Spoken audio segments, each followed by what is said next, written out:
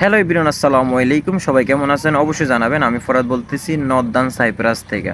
তো সকাল থেকে অনেকে আমাকে মেসেজ দিতেছেন যে ভাই আজকে থেকে আবের কার্যক্রমটা চালু হওয়ার কথা ছিল, এটা হয়েছে কিনা।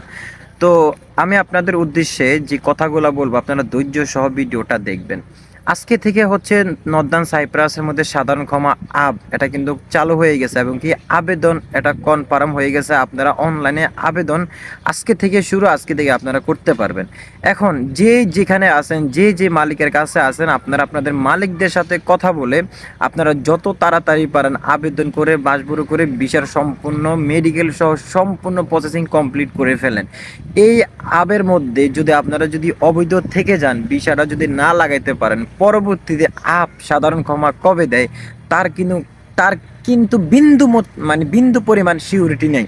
কারণ একটা জিনিস আপনারা হিসাব করছেন কিনা জানি না, আর কিছু মাস পার হইলে কিন্তু 3-4 মাস পার হইলে কিন্তু প্রায় 2 বছর হবে।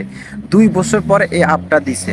তো পরবর্তীতে আপ কবে দেয় তার কোনো সিউরিটি নেই, মানে তার কোনো সিউরিটি নেই। তো আপনারা যেখানে আছেন নিজের সর্বোচ্চ চেষ্টা দিয়ে এবং কি আপনারা যদি চান তাহলে আপনাদের বাংলাদেশ যারা ভাই বেরাদার আছে সবাইকে যার যেখানে লোক লাগবে সেখানে ঢুকাইয়ে তাদেরকে একটু হেল্প করেন, তাদেরকে একটু সহযোগিতা করেন।